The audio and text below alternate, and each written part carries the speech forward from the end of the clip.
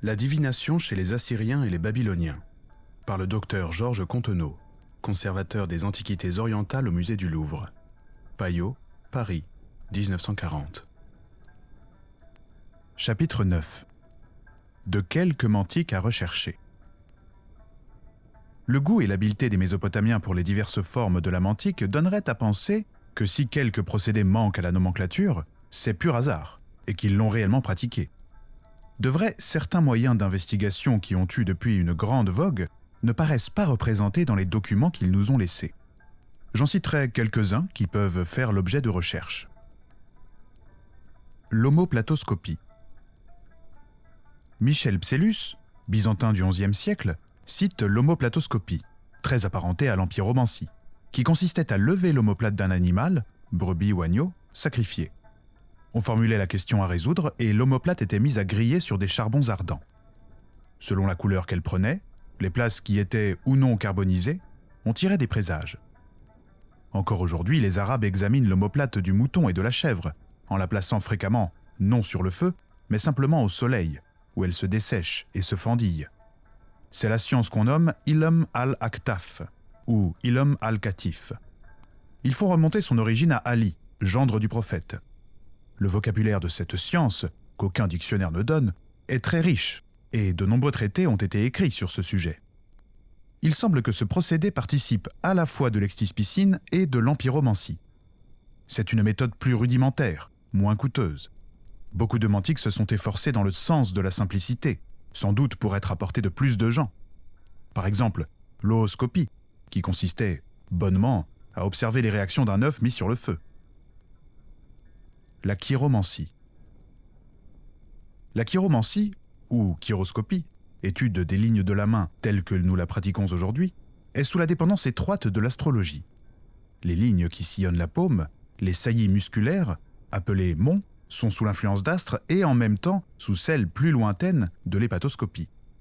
Admettre l'une implique de croire à l'autre. En effet, il est aussi possible que les influences combinées qui ont mis leur empreinte sur la totalité de l'individu le jour de sa naissance les misent sur une seule partie de lui-même. C'est ainsi que la main gauche indique ce que nous avons reçu à notre naissance, la main droite ce que nous en avons fait. Par définition, il y a peu de chances que cette divination ait existé à Babylone, sinon à basse époque. Elle n'a pu se constituer telle qu'elle est aujourd'hui qu'en fonction d'une astrologie évoluée, comme l'astrologie grecque. Auparavant, ces présages ont dû aller de pair avec ceux que nous donnent les présages astrologiques des Babyloniens, tirés des luminaires, des planètes et des phénomènes atmosphériques. Elle est cultivée par les Juifs dans les écrits talmudiques. Elle est décrite par Artémidore de Daldia. C'est une méthode moins prestigieuse que l'astrologie, plus accessible. N'oublions pas, en effet, que pour l'érection d'un thème de nativité, nous possédons aujourd'hui des tables que l'on ne connaissait pas jadis, d'où certains calculs qui pouvaient rebuter ceux que la simplicité de la chiromancie attirait. Fondée sur l'astrologie, plus simple qu'elle, elle ne pouvait que réussir. Si nous la retrouvons un jour en Babylonie, ce serait certainement une chiromancie bien différente de la nôtre, aussi différente que notre astrologie l'est de celle des Mésopotamiens. L'onychomancie. À la chiromancie se rattache l'onychomancie, pas celle que pratiquent les Arabes, et qui consiste à enduire d'encre un ongle et à le regarder fixement jusqu'à ce que la vision se fatigue et que l'œil y puisse voir apparaître des images. Mais celle qui consiste, d'après la forme des ongles, leur consistance, les taches qui s'y voient, à prédire comme d'après la paume de la main. Cette divination est particulièrement intéressante, car elle est un bon exemple de ce que j'exposais en commençant sur le rétrécissement progressif du domaine de l'inconnu. Prédire la santé en regardant les ongles fut à une certaine époque aussi divinatoire que consulter les lignes de la main, ou même les présages rencontrés sur la route. Et pourtant Hippocrate, par sa description du doigt dit hippocratique, sortait de la divination pour établir non plus un présage, mais un diagnostic de la tuberculose pulmonaire, et un pronostic. Et voici qu'aujourd'hui, toutes les autres prédictions sur la santé, tirées de l'examen des ongles, prennent droit de citer à la suite des remarques ou de travaux comme ceux de Boisson, qui note la coloration ardoisée de l'ongle des Paludéens, avant la période du frisson, et surtout ceux de Mangin Balthazar, qui a étudié la croissance des ongles, leur consistance, leur coloris et leurs taches, leur modification de structure, les lunules et le repli cutané péri-ingéal. Tout ceci ouvre un jour nouveau sur l'art du diagnostic, et fait des notions courantes de ce qui, autrefois, aurait passé pour charlatanerie. Ne devons-nous pas, à El Vanier, une étude sur le diagnostic par l'inspection des yeux? De même qu'Hippocrate avait pressenti l'intérêt d'une forme particulière de phalange, peut-être les Babyloniens ont-ils noté quelques présages d'après la forme de quelques parties du corps, dont la science, un jour, découvrira le caractère d'observation. La géomancie.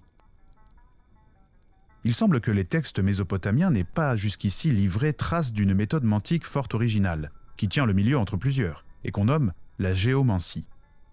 Voici comment on la pratique aujourd'hui. Le consultant trace machinalement 16 lignes de points sur une feuille de papier. Avec les points qui terminent chaque ligne, pair ou impair selon que le nombre des points de la ligne est pair ou impair, on construit des figures, à raison de 4 prélèvements par figure. Les 4 figures ainsi formées, les mères, servent à en établir d'autres, les filles, et de proche en proche, une figure qui donne la réponse à la consultation. Mais si ces figures ont des valeurs propres, déduites de leur forme, elles ont un étroit rapport avec l'astrologie, connaissent les mêmes aspects que les astres, et les causes où elles sont placées prennent les significations des maisons astrologiques. Là encore, nous avons un procédé plus facile que l'astrologie, sans calcul pour l'érection du thème, très nuancé, grâce à ses multiples combinaisons, et qui peut donner des résultats remarquables, pourvu qu'il soit manié par quelqu'un de clairvoyant. À l'origine, la géomancie se composait de figures dessinées dans le sable, d'où le nom de « frapper le sable » que lui donnaient les Arabes.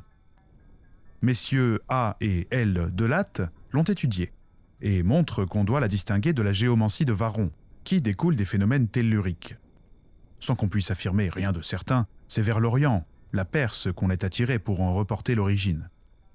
En somme, ce procédé se rattache, en principe, à la cléromancie, le nombre de points étant amené par le hasard, et même à la cléromancie arithmologique, puisque le nombre de ces points est tout. Mais à partir de ce moment, et sans doute y a-t-il là une déviation vers la méthode primitive, le procédé se rapproche étroitement de l'astrologie.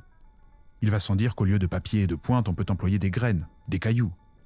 Le manuscrit publié par messieurs de Latte montre que ce procédé divinatoire, objet de plusieurs traités au Moyen-Âge et même à notre époque, avait été emprunté par les Byzantins à l'Orient perse ou arabe. Fin du chapitre. Je vous rappelle que ce podcast est réalisé en toute indépendance et sans publicité. Aussi, je vous invite, s'il vous a plu, à le soutenir par un don en vous rendant sur la page Tipeee, dont le lien est en description. Je vous donne rendez-vous très bientôt pour la conclusion de l'ouvrage.